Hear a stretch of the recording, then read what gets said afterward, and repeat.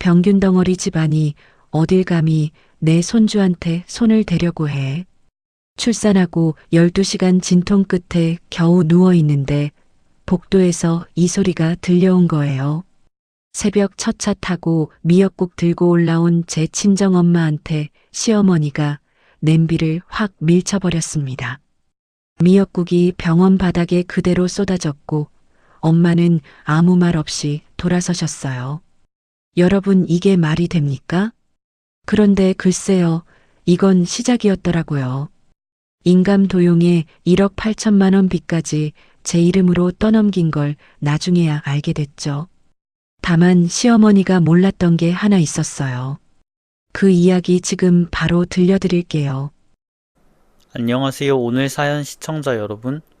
오늘 이수진 씨의 사연 지금 바로 시작합니다. 안녕하세요. 저는 32살 이수진입니다. 결혼 전에는 종합병원에서 간호조무사로 3년을 일했어요. 환자 차트 하나하나 꼼꼼히 기록하고 투약 시간 1분도 안 틀리게 체크하는 게 제 일이었죠. 그 습관이 나중에 제 인생을 바꿀 줄은 그때는 꿈에도 몰랐습니다. 2023년 1월 15일 저는 12시간 진통 끝에 3.2kg짜리 아들을 낳았어요. 온몸에 힘이 하나도 없었습니다. 손가락 하나 까딱하기도 힘든 상태로 회복실 침대에 누워서 겨우 남편 정훈이한테 물었어요. 엄마한테 연락했어? 정훈이는 고개를 끄덕이면서도 자꾸 복도 쪽을 힐끔거렸어요. 그 표정이 좀 이상하다 싶었는데 30분쯤 지나니까 복도에서 소리가 들리기 시작했습니다. 제 친정엄마예요. 논산에서 새벽 5시 첫 차 버스를 타고 올라오신 거였어요. 손에는 직접 담근 김치 2통하고 미역국 냄비를 들고 계셨죠. 여러분, 1월 한겨울에 새벽 버스를 타고 4시간을 오신 겁니다. 그런데 병실 앞에서 시어머니가 길을 딱 막아섰어요. 야, 어디로 와? 병균 덩어리 집안이 감히 내 손주한테 손을 대려고? 복도에 그 소리가 쩌렁쩌렁 울렸습니다. 간호사 2명이 고개를 돌렸고 맞은편 병실 보호자가 휴대폰을 꺼내 들었어요. 그 와중에 시어머니가 엄마 손에 들린 미역국 냄비를 확 밀쳤습니다. 냄비가 기울어지면서 미역국이 복도 바닥에 그대로 쏟아졌어요. 까만 미역 줄기가 하얀 병원 바닥 위에 널브러지고 국물이 엄마 신발까지 적셨습니다. 엄마는 바닥에 엎질러진 미역국을 한참 내려다보셨어요. 아무 말씀도 안 하셨습니다. 그러더니 바닥에 놓인 김치통을 다시 주워들고 엘리베이터 쪽으로 돌아서셨어요. 엄마, 제가 침대에서 소리를 질렀는데 시어머니가 병실 문을 닫아버렸습니다. 복도에 있던 남편 정훈이는 그 장면을 처음부터 끝까지 다 보고 있었어요. 그런데 돌아와서 하는 말이 이겁니다. 엄마가 좀 예민하신 거야. 산후조리 기간이니까 외부 사람 접촉을 줄이는 게 맞잖아. 외부 사람이요? 여러분, 갓 손주를 낳은 딸한테 미역국을 끓여온 친정어머니가 외부 사람입니까? 저는 아기를 안은 채로 소리 없이 울었습니다. 그날 밤 10시 몰래 전화를 걸었더니 엄마는 이미 논산행 막차버스 안에 계셨어요. 괜찮다. 엄마는 괜찮아. 너 몸조리 잘해. 목소리가 떨리고 계셨어요. 전화를 끊고 나서 저는 휴대폰 메모장을 열었습니다. 2023년 1월 15일 오후 2시경 시어머니가 친정엄마에게 병균 덩어리 발언 및 미역국 냄비 밀침, 날짜, 시간, 내용을 적었어요. 병원에서 차트 기록하던 버릇이 저도 모르게 나온 거죠. 퇴원하는 날 시어머니는 원무과에서 입원비 247만 원을 계산하면서 직원이 듣는 앞에서 이러셨어요. 이 돈도 다 우리 집에서 나가는 거야. 너희 친정은 미역국 하나 제대로 전달도 못하면서. 시댁 아파트에 도착하니까 32평짜리 집에서 큰 방은 시어머니가 차지하고 저랑 아기는 6평짜리 작은 방이었어요. 아기 침대 하나 덩그러니 놓여 있고 좌욕기도 산후패드도 없었습니다. 그날 저녁에 시어머니가 친구분 4명을 부르셨어요.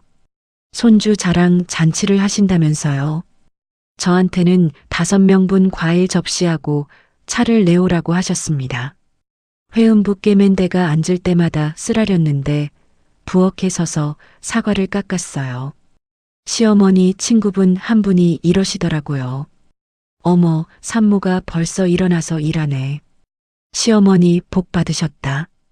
그 말이 칭찬인지 한탄인지 모르겠더라고요. 밤 11시에 아기가 심하게 울었는데 수유 자세를 몰라서 혼자 끙끙대고 있었어요.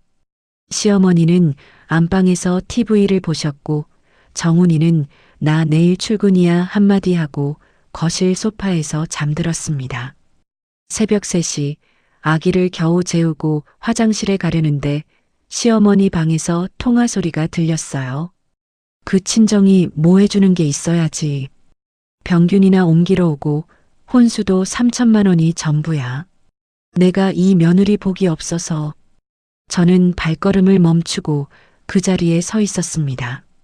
작은 방으로 돌아와서 메모장을 열었어요. 2번째 기록을 남겼습니다. 그로부터 일주일 뒤 시아버지 박종태 어르신이 당뇨 합병증으로 발가락이 썩어 들어간다는 진단을 받으셨어요. 대전 을지대학교 병원에 바로 입원하셨는데 시어머니가 이러시는 겁니다. 나는 병원 냄새만 맡으면 어지러워서 못 가. 수진이 내가 가야지. 너 간호조무사잖아. 생후 보름도 안 된 아기를 업고 시아버지 병실까지 버스 타고 왕복했습니다. 아기 기저귀 가방에 시아버지 환에 갈아입을 것까지 챙겨서요. 여러분, 산후 2주 된 몸이 어떤 건지 아시죠? 걸을 때마다 아랫배가 쑤시고 허리가 끊어질 것 같은데 간병까지 한 겁니다. 돈 이야기를 안 할 수가 없어요. 시아버지 병원비가 한 달에 180만 원이 나왔습니다. 남편 정훈이 월급이 실수령 268만 원인데 여기서 병원비 180만 원, 아파트 관리비 35만 원, 시어머니한테 드리는 생활비 50만 원을 빼면요. 3만 원이 남습니다. 기저귀 한 팩에 2만 원이에요. 일주일에 3팩을 쓰면 한 달 기저귀 값만 24만 원인데 3만 원으로 뭘 할 수 있겠습니까? 분유하고 기저귀는 친정엄마가 논산에서 택배로 보내주셨어요. 그런데 택배가 올 때마다 시어머니가 현관에서 박스를 뜯어보시는 거예요. 또 병균 묻은 거 보내왔네. 이 분유 뭐야? 캔에 1만 8천 원짜리. 이런 싸구려 먹이면 손주 배탈 나. 당장 내가 말한 거로 사와. 시어머니가 지정하신 수입산 분유가 캔당 4만 8천 원이었습니다. 한 달에 분유값만 20만 원이 넘게 들었는데 그 돈은 당연히 우리 부부 통장에서 나갔어요. 친정엄마가 아끼고 아껴서 보내준 분유는 쓰레기통에 버려졌습니다. 산후 6주쯤 되니까 손목이 시리고 무릎에 힘이 빠지기 시작했어요. 산후풍 증세가 온 거죠. 병원에 가야 한다고 말씀드렸더니 시어머니가 이러셨어요. 병원 갈 시간에 시아버지 병원이나 가. 내 몸은 젊으니까 알아서 낫는다. 정훈이한테 호소했더니 퇴근하고 소파에 드러누워서 게임하면서 이러는 겁니다. 엄마가 시키는 대로 해. 다 경험에서 나온 거야. 아기 생후 2달째 되던 날 친정엄마가 연락도 없이 대전에 올라오셨어요. 시댁 아파트 앞에서 저를 기다리고 계셨는데 하필 시어머니가 먼저 현관문을 여셨습니다. 또 왔어? 전화도 없이 불쑥불쑥 오지 말라고 했잖아. 우리 집 비밀번호 알려준 적 없으니까 경비실에서 기다려. 엄마를 아파트 로비로 내려보내셨어요. 저는 창문 너머로 로비 벤치에 혼자 앉아 계신 엄마를 내려다봤습니다. 1월에 미역국 들고 왔다가 쫓겨나시더니 3월에는 손녀 얼굴 보러 왔다가 로비에 앉혀진 거예요. 제가 잘못한 건가요? 엄마가 뭘 잘못한 건가요?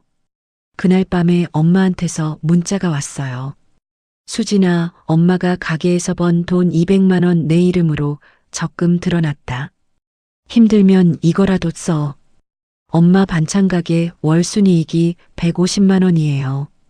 200만 원이면 새벽 3시에 일어나서 석 달을 일해야 모을 수 있는 돈입니다.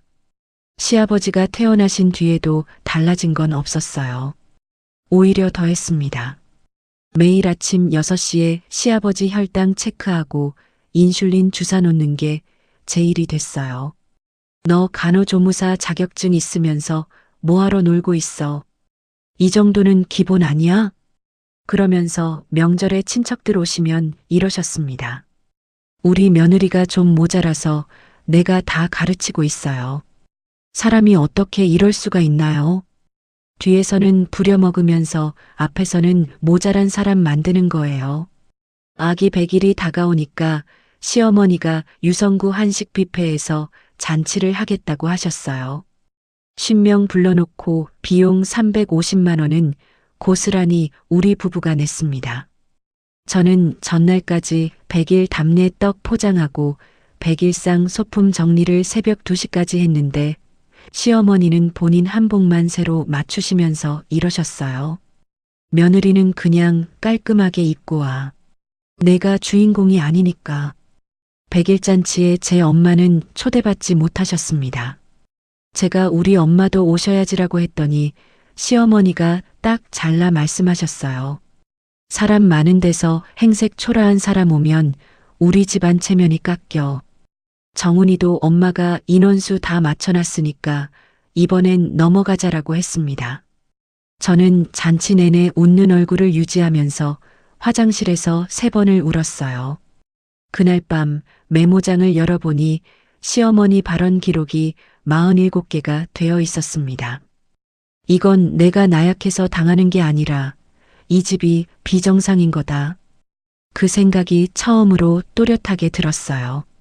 100일 잔치가 끝나고 사흘 뒤였어요. 시어머니가 동네 미용실에 가셨는데 거기서 단골 아주머니들한테 우리 친정 혼수 이야기를 죄다 풀어놓으신 겁니다. 세탁기 120만 원, 냉장고 180만 원, 이불 세트 80만 원, 현금 2천만 원, 항목별 금액까지 줄줄이 읊으셨대요. 우리 며느리 친정이 혼수를 3천만 원밖에 못 해왔어. 요즘 세상에 그게 말이 돼? 그 자리에 있던 아주머니 중 한 분이 대전 지역 맘카페에 글을 올렸습니다. 은행동 아파트 며느리 친정 혼수 실하냐라는 제목으로요. 댓글이 200개가 넘게 달렸어요. 3천만 원이면 요즘 혼수 축에도 못 끼지라는 조롱부터 그 집 며느리 불쌍하다는 동정까지 뒤섞여 있었습니다. 밤 11시에 그 글을 발견하고 저는 손이 벌벌 떨렸어요. 시어머니한테 휴대폰 화면을 들이밀었습니다. 어머니, 이게 뭡니까? 우리 친정 혼수를 왜 동네방네 말하고 다니세요? 시어머니가 화면을 슬쩍 보시더니 눈 하나 안 깜빡하시고 이러시는 겁니다. 내가 언제 그랬어? 네가 피해망상이 있는 거 아니야? 산후우울증 아니냐? 정신과 좀 가봐라. 여러분, 진짜 어처구니가 없더라고요. 본인이 해놓고 제가 정신이 이상한 사람이 되는 거예요. 정훈이한테 맘카페 글을 보여주면서 호소했습니다.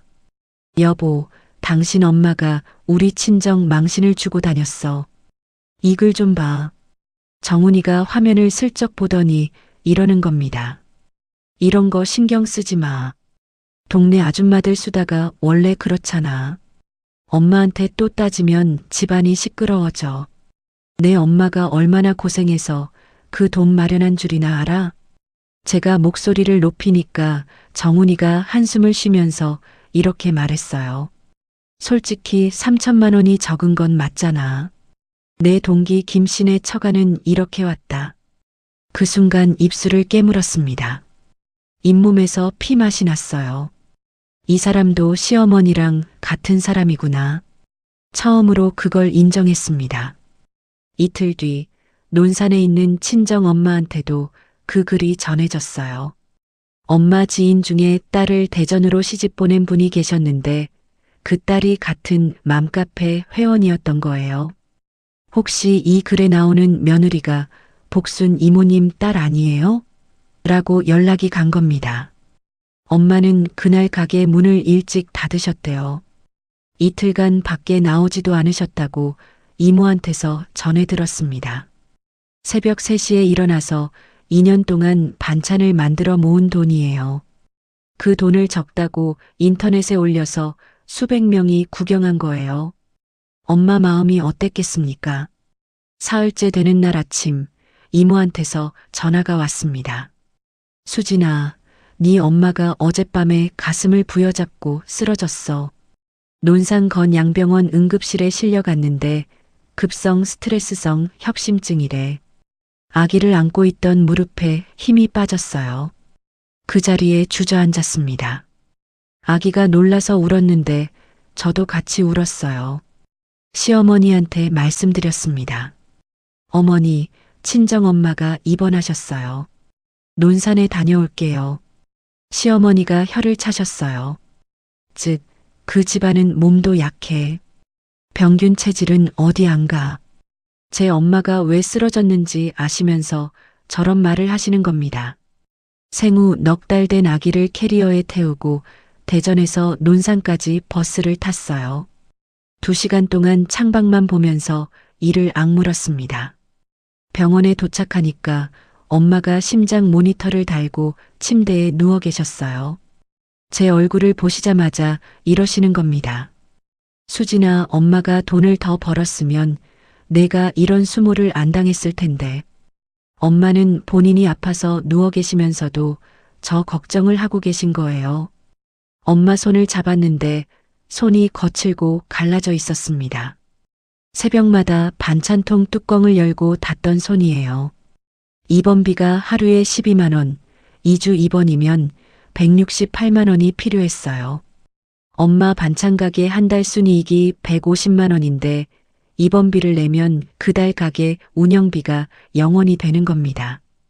엄마가 넣어주신 적금 200만 원에서 170만 원을 깨서 입원비에 넣었어요. 통장에 30만 원이 남았습니다. 30만 원을 들여다보면서 속으로 생각했어요. 이 돈으로 뭘 할 수 있지? 3일간 엄마를 간호하고 시댁으로 돌아왔더니 시어머니가 현관에서 기다리고 계셨습니다.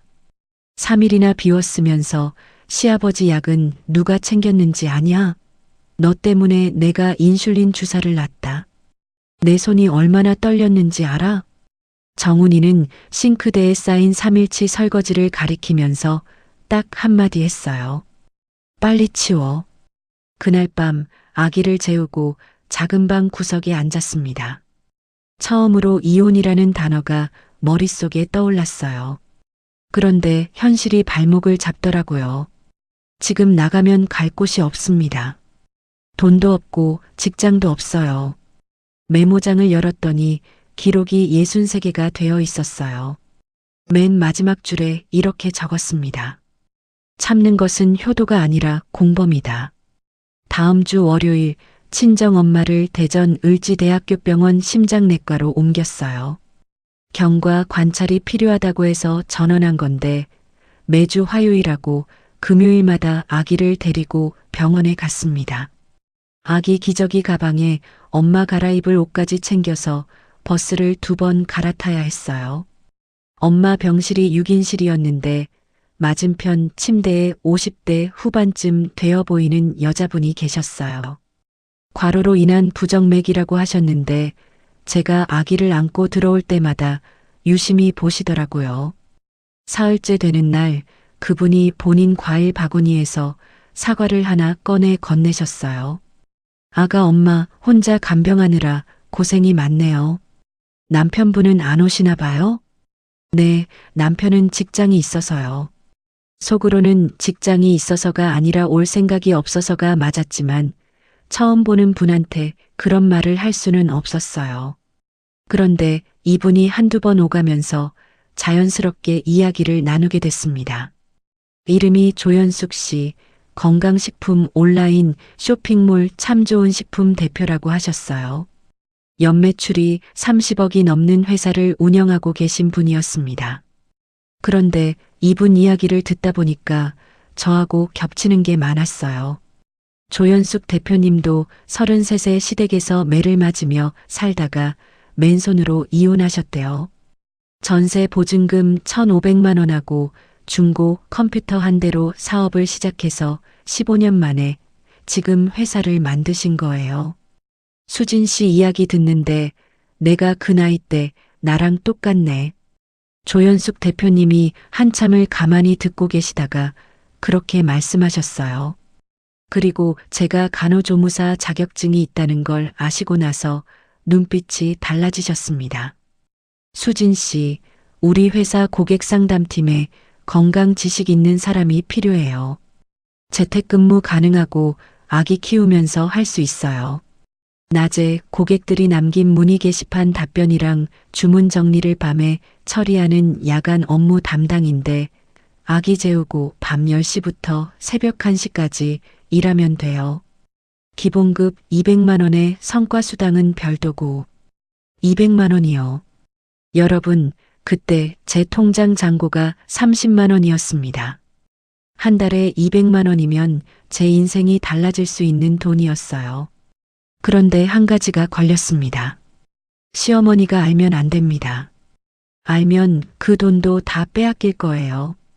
제가 솔직하게 말씀드렸더니 조연숙 대표님이 고개를 끄덕이시면서 이러셨어요. 그럼 급여 통장을 따로 만들어요. 그리고 밤에 하는 업무니까 들킬 일도 없을 거예요. 일주일을 고민했습니다. 밤새 아기 보면서 낮에 시아버지 주사 놓고 집안일 하는데 밤에 일까지 할 수 있을까? 그런데 통장에 찍힌 30만 원을 보니까 고민할 시간이 없었어요.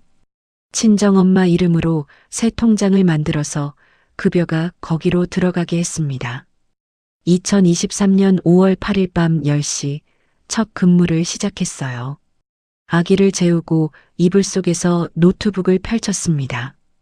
전날 고객들이 남긴 10일 문의 게시판 답변을 쓰고 주문 데이터를 정리하는 일이었어요. 처음이라 손이 느렸는데 건강기능식품 성분이나 복용법은 간호조무사 시절에 익힌 게 있어서 답변 쓰는 건 수월했습니다. 처음 2달은 지옥이었어요. 밤 10시부터 새벽 1시까지 문의 답변 35건을 처리하고 새벽 2시에 겨우 눈을 붙이면 아침 6시에 시아버지 인슐린 주사 시간이 돌아왔습니다. 하루에 4시간도 못 잤어요. 눈이 충혈되고 손이 떨렸는데 시어머니는 제 얼굴을 보시면서도 이렇게만 말씀하셨어요. 요즘 왜 이렇게 얼굴이 푸석해? 밥을 안 먹나? 석 달째 되니까 제 상담 만족도 점수가 5점 만점에 4.9점으로 팀에서 1등을 했어요. 조연숙 대표님이 직접 전화를 주셨습니다. 수진 씨, 이번 달 성과수당 포함해서 280만 원 입금된다. 내가 본 신입 중에 최고야. 화장실에 숨어서 울었습니다. 기쁜 건지 서러운 건지 모르겠는 눈물이었어요. 시댁에서는 아무도 몰랐습니다. 낮에는 며느리, 밤에는 상담원.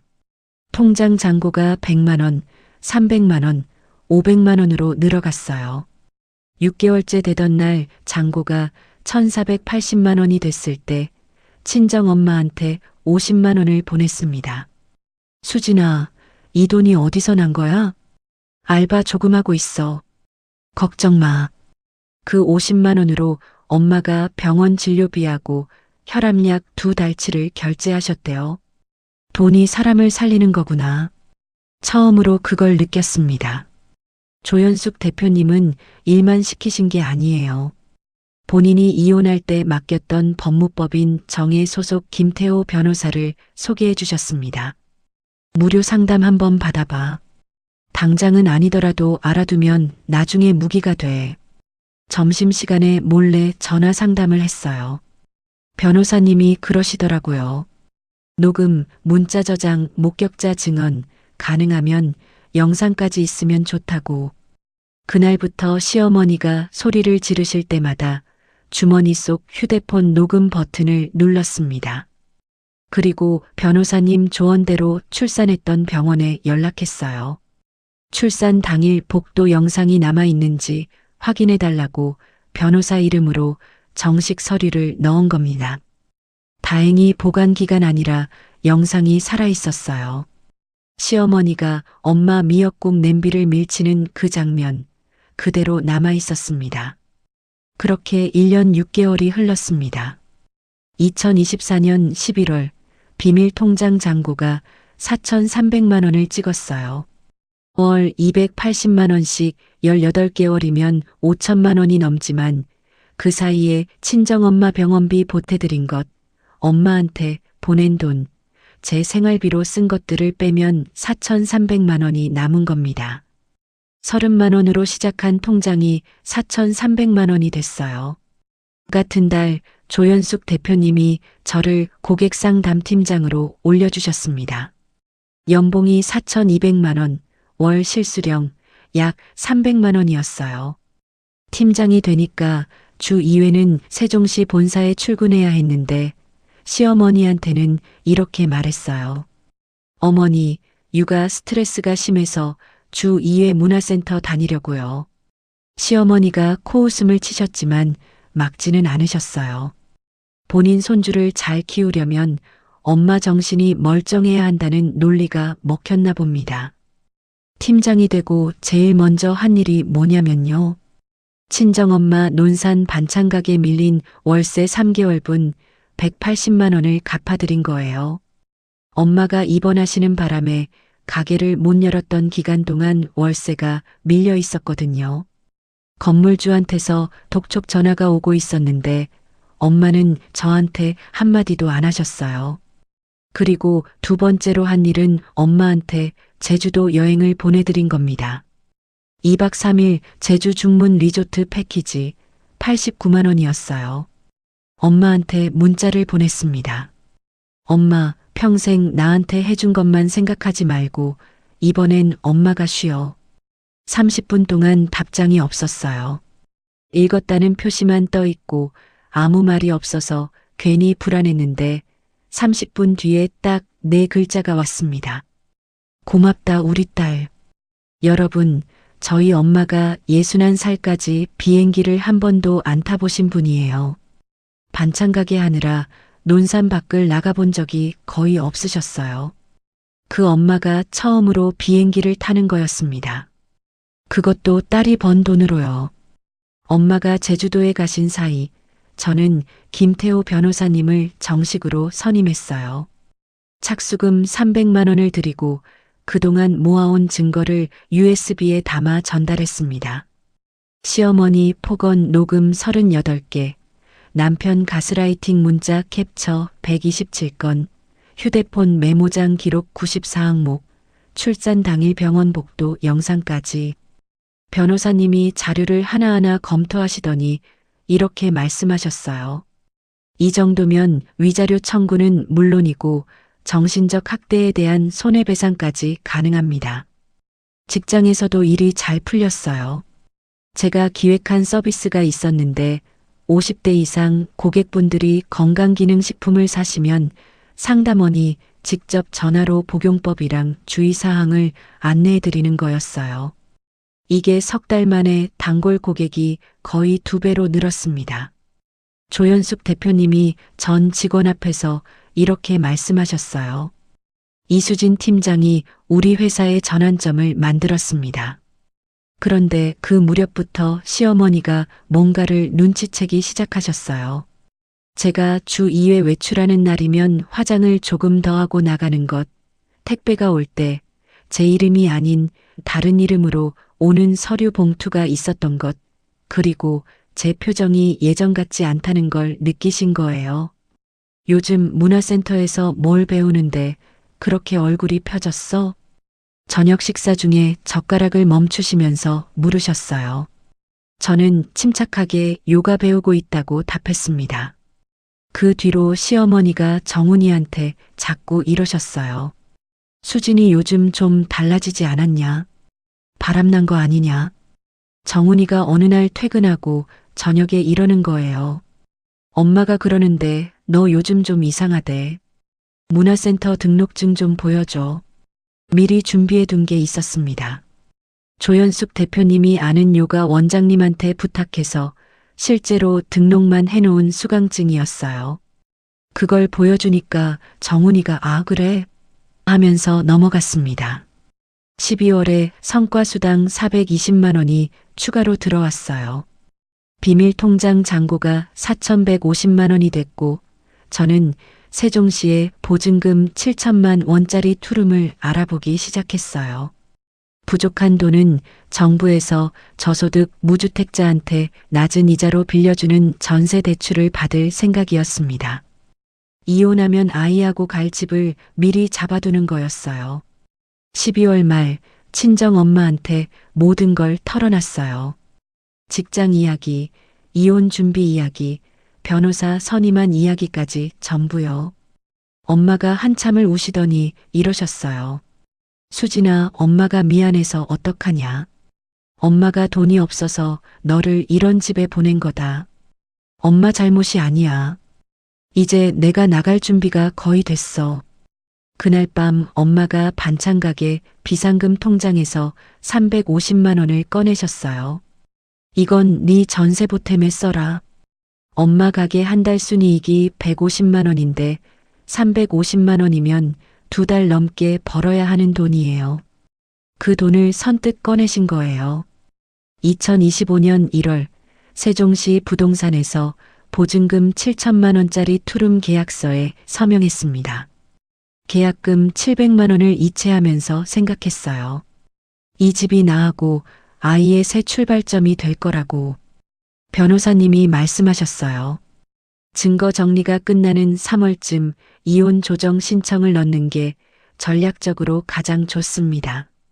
조금만 더 버티면 됩니다. 조금만 더요. 2025년 2월 초였어요. 제가 출근한 사이에 시어머니가 작은 방 서랍장을 뒤지셨습니다. 서류 봉투 하나를 찾아내셨는데 그 안에 참 좋은 식품 재직 증명서하고 최근 3개월 급여 명세서 사본이 들어 있었어요. 실수였습니다. 본사 출근할 때 필요해서 뽑아둔 걸 서랍에 넣어놓고 깜빡한 거예요. 시어머니가 그걸 사진으로 찍어서 정훈이한테 카카오톡으로 보내셨어요. 네 마누라가 몰래 돈 벌고 있었다. 다 토해내게 해. 그날 저녁 정훈이가 퇴근하자마자 현관에서부터 소리를 질렀습니다. 너 참 좋은 식품이 뭐야? 몰래 돈 벌어서 어디다 숨겼어? 시어머니가 옆에서 팔짱을 끼고 서 계셨어요. 그러게 내가 수상하다고 했잖아. 이 며느리가 시댁 몰래 돈을 빼돌리고 있었어. 여러분, 제가 제 노동으로 번 제 돈이에요. 밤잠을 줄여가면서 1년 반을 일한 돈입니다. 그런데 빼돌렸다는 말을 듣고 있으니까 머릿속이 하얘지더라고요. 내 노동으로 번 내 돈인데 왜 숨기면 안 되는 거예요? 제가 맞섰더니 정훈이가 제 팔을 잡아 흔들었어요. 결혼하고 처음으로 손이 올라온 겁니다. 부부 재산은 공동이야. 통장 다 내놔. 시어머니가 한술 더 뜨셨어요. 내년이 감히 이 집안을 속여? 저는 그 순간 주머니 속 휴대폰 녹음 버튼을 눌렀습니다. 그 뒤로 40분 동안 이어진 시어머니 말씀, 정훈이 협박, 전부 다 녹음됐어요. 아기를 안고 작은 방에 들어가서 문을 잠그고 김태호 변호사님한테 문자를 보냈습니다. 상황이 급박합니다. 일정을 앞당겨야 할 것 같아요. 이틀 뒤 정훈이가 저녁에 퇴근하고 오더니 이러는 겁니다. 엄마가 세종시 부동산 여러 군데 전화해 봤대. 내 이름으로 전세 계약 있는 거 다 알아. 이혼 준비하고 있었지? 심장이 쿵 내려앉았어요. 시어머니가 부동산까지 전화를 돌리신 거예요. 저는 떨리는 목소리를 겨우 눌러 담으면서 대답했습니다. 앞으로 할 말은 변호사를 통해서 할게요. 그런데 여러분, 진짜 충격은 그 다음 날이었어요. 김태호 변호사님한테서 급한 전화가 왔습니다. 수진 씨 이름으로 시댁상가에 담보대출 1억 8천만 원짜리 연대보증이 걸려 있습니다. 2023년 7월 날짜로요. 2023년 7월이면 아기가 생후 6개월 때예요. 그때 제가 인감을 찍은 적이 없습니다. 단 한 번도요. 변호사님이 서류를 더 파보셨는데 시어머니가 시댁 서랍에 있던 제 인감도장을 몰래 가져간 뒤에 위임장을 위조해서 주민센터에서 제 인감증명서를 발급받으신 거였어요. 그걸로 대출 서류에 제 서명까지 위조해서 연대보증인으로 올려놓으신 겁니다. 그 돈 1억 8천만 원은 상가 고치는 데 쓴 게 아니라 시어머니 친척한테 빌려준 사채 자금이었고 이미 3개월째 이자가 밀리고 있었어요. 사람이 어떻게 이럴 수 있나요? 며느리 인감을 훔쳐서 1억 8천만 원짜리 빚을 떠넘기다니요. 같은 주에 하나 더 터졌어요. 새벽에 일하고 있는데 정훈이가 화장실에 휴대폰을 두고 간 거예요. 알림이 떠서 봤더니 승연이라는 이름으로 저장된 여자한테서 온 메시지였어요. 다음 주 목요일 만나자라는 글하고 모텔 예약 화면이 같이 있었습니다. 손끝이 차가워지면서 화면을 통째로 캡처했어요. 증거 폴더에 저장했습니다. 조연숙 대표님한테 전화했어요. 대표님, 인감 도용에 외도까지 터졌어요. 더 이상 이 집에 있으면 안 될 것 같습니다. 조연숙 대표님이 바로 이러셨어요. 세종시 본사 근처에 내 오피스텔 하나 있어. 보증금은 나중에 자리 잡히면 천천히 주고 월세 40만 원만 내. 내가 33세 시댁을 나왔을 때 방 한 칸 내어주는 사람이 아무도 없었어. 그게 한이었어. 2월 15일 새벽 4시 시어머니하고 정훈이가 잠든 사이에 아기 짐하고 노트북, 증거 USB만 챙겨서 집을 나왔습니다. 아기를 카시트에 태우고 택시를 탔어요. 8층 창문에 불이 꺼져 있었습니다. 2년 동안 저 안에서 잃어버린 것들이 스쳐갔어요. 엄마 자존심, 제 건강, 아기하고 보낼 평화로운 시간. 세종시요. 택시 기사님한테 행선지를 말하는 제 목소리가 떨리지 않더라고요. 아침 8시 시어머니하고 정훈이가 빈 작은 방을 발견했나 봐요. 제 휴대폰에 부재중 전화가 쌓이기 시작했습니다. 시어머니 37통, 정훈이 42통, 시아버지 8통, 시누이 11통, 총 98통이었어요. 오전 한나절 동안 98통입니다. 저는 단 한 통도 받지 않았어요. 아기한테 분유를 타주면서 오피스텔 창문으로 들어오는 아침 햇살을 바라봤습니다. 시댁을 나온 지 일주일 뒤인 2월 22일 김태호 변호사님을 통해 대전가정법원에 이혼 조정 신청서를 접수했어요.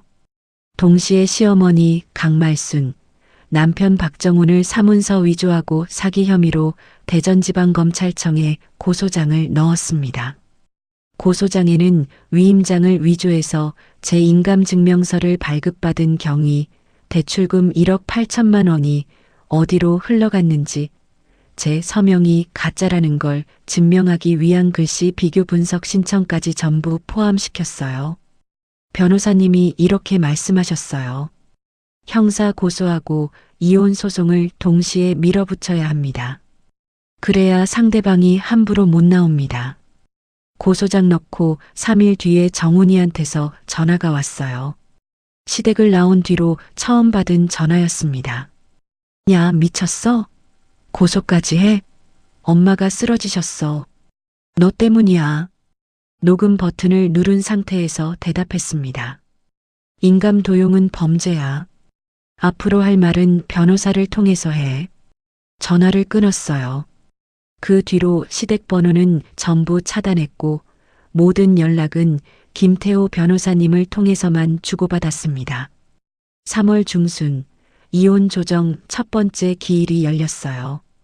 법원에 들어서는데 다리가 후들거렸습니다. 시어머니 측에서도 변호사를 세워놨더라고요. 시어머니 쪽 주장이 뭐였냐면요. 며느리가 시댁 재산을 노리고 가출한 겁니다. 아이 양육권은 시댁에 줘야 합니다. 정훈이도 이렇게 주장했어요.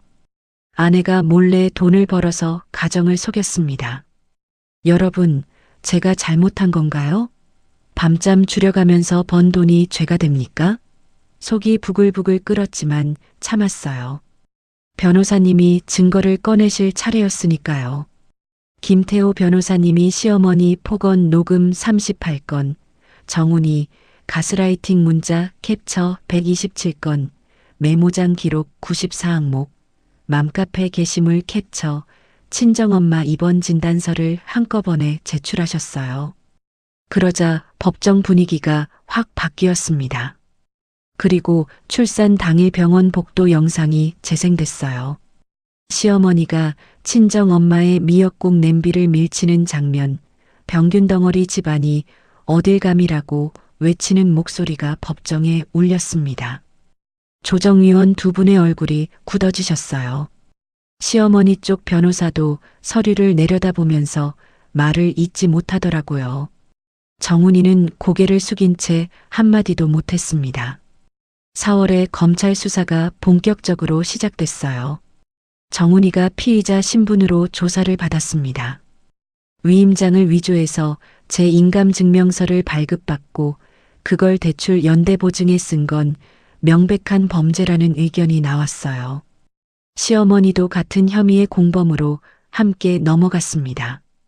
이 소식을 들은 시어머니가 급하게 변호사를 바꾸시더니 입장을 바꾸셨어요. 며느리하고 합의하겠습니다. 저는 합의를 거부했어요. 변호사님한테 분명히 말씀드렸습니다. 끝까지 가겠습니다. 제 감정 때문이 아니에요. 1억 8천만 원짜리 연대보증을 법적으로 없애지 않으면 제 이름에 그 빚이 평생 따라다니는 겁니다. 변호사님도 같은 생각이셨어요. 합의하면 처벌이 가벼워지고 연대보증 무효 소송에서도 불리해집니다. 끝까지 가는 게 맞습니다. 5월에 이혼 조정이 안 되면서 소송으로 넘어갔어요. 재판부에서 제가 낸 증거를 전부 검토한 뒤에 정훈이 외도 증거까지 추가로 받아들였습니다. 카카오톡 대화 내역, 모텔 예약 화면 캡처, 카드 결제 내역이요. 정훈이 쪽 변호사가 이렇게 말하더라고요. 외도가 아니라 직장 동료와의 침묵입니다. 그런데 제가 확보한 정훈이 카드 사용 내역에 모텔비 7만 원이 4번, 그 여자한테 사준 35만 원짜리 가방 결제까지 찍혀 있었어요. 친목 모임에서 모텔을 가고 가방을 선물합니까? 그 주장은 바로 받아들여지지 않았습니다. 6월 중순 최종 판결이 나왔어요. 이혼 사유는 배우자의 외도, 인감 도용을 통한 재산 침해, 시어머니의 장기간 정신적 학대와 배우자의 방관. 이게 전부 인정됐습니다. 위자료 5천만 원, 아이 양육권하고 친권은 전부 저한테, 양육비는 아이가 20살 될 때까지 매달 80만 원으로 확정됐어요. 같은 달 형사재판 결과도 나왔습니다. 정훈이는 사문서 위조로 징역 10개월에 집행유예 2년, 시어머니는 사기 공범으로 징역 1년에 집행유예 2년을 선고받았어요. 연대보증 무효 소송에서도 위조된 서명으로 된 연대보증은 효력이 없다는 판결이 나왔습니다. 1억 8천만 원의 빚에서 완전히 벗어난 거예요.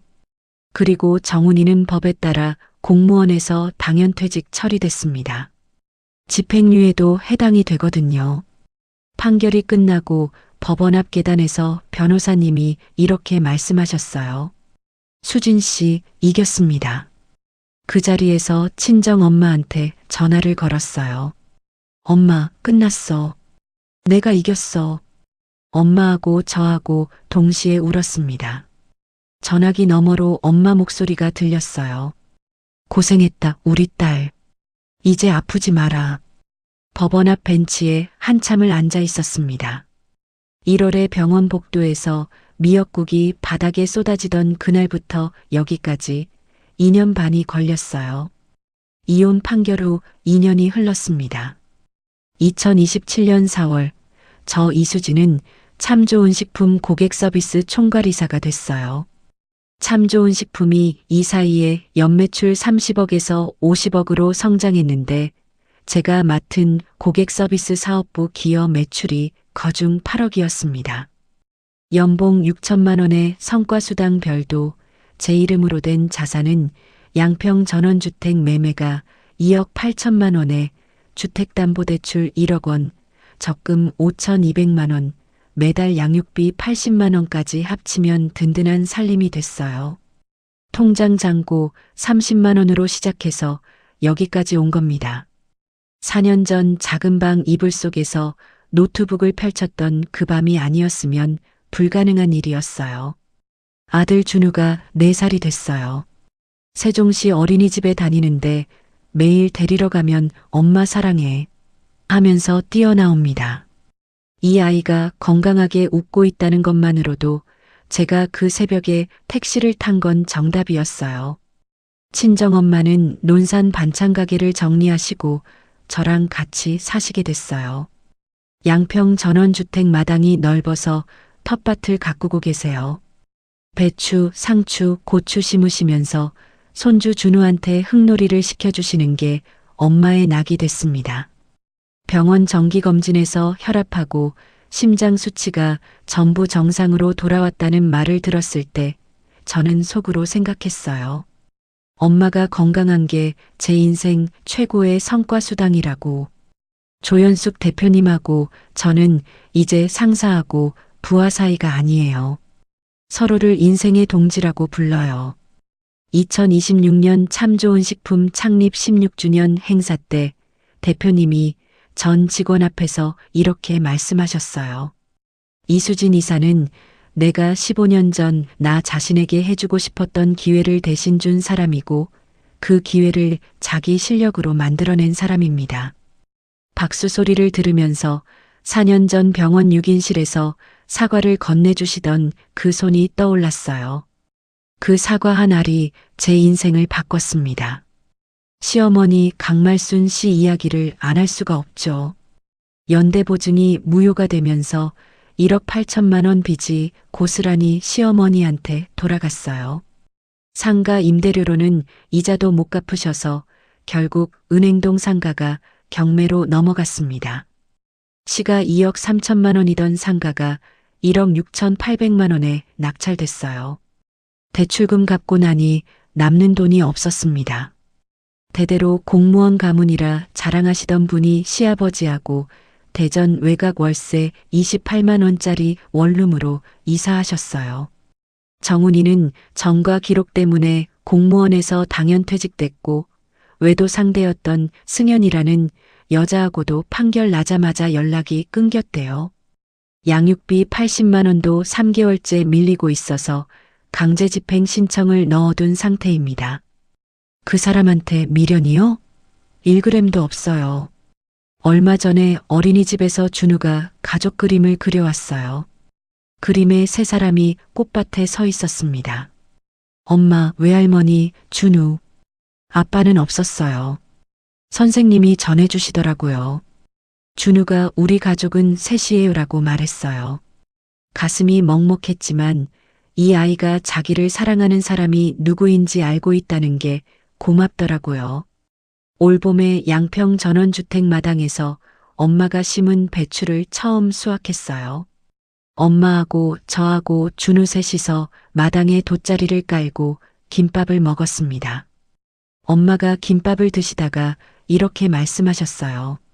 수진아, 4년 전 병원에서 내가 싸들고 간 미역국이 바닥에 엎어졌을 때 내 인생도 다 엎어진 줄 알았는데 지금 이렇게 손주랑 마당에 앉아 있으니까 그때 엎어진 게 다시 채워진 것 같다.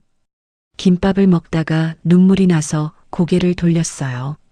저는 가끔 휴대폰 메모장을 열어봅니다. 시어머니 발언 기록 94항목. 과거가 그리워서가 아니에요. 다시는 이런 일을 당하지도 당하게 두지도 않겠다는 다짐을 새기려는 거예요. 맨 마지막 줄에 적어둔 문장이 있습니다. 참는 것은 효도가 아니라 공범이다. 이제 그게 제 인생 좌우명이 됐어요. 가끔, 정말 가끔 새벽에 아이가 잠든 옆에서 천장을 바라볼 때가 있어요. 4년 전 시댁을 나오던 새벽 4시 택시 안이 떠오릅니다. 그때 품에 안겨 잠들어 있던 아기의 체온이 손끝에 되살아나면서 그때 나가길 정말 잘했다는 확신이 퍼져요. 그 확신은 해가 갈수록 단단해지고 있습니다. 부재중 전화 98통. 그건 제가 받지 않은 전화가 아니에요. 그 사람들이 영영 되돌릴 수 없는 기회였습니다. 저는 그 전화를 받지 않았기 때문에 비로소 제 인생의 전화를 받을 수 있었어요. 지금 이 순간에도 양평 전원주택 마당에서는 엄마 웃음소리하고 준우 제잘거리는 소리가 들려옵니다. 그게 바로 제가 찾은 세상에서 가장 병균 하나 없는 깨끗한 가족이에요. 여러분, 오늘 이수진 씨 사연 잘 들으셨나요? 오늘은 여러분의 댓글로 이 이야기에 대한 제 생각을 시청자 여러분과 같이 공유하며 의견을 나눠보겠습니다. 여러분의 생각을 댓글로 남겨주세요. 감사합니다.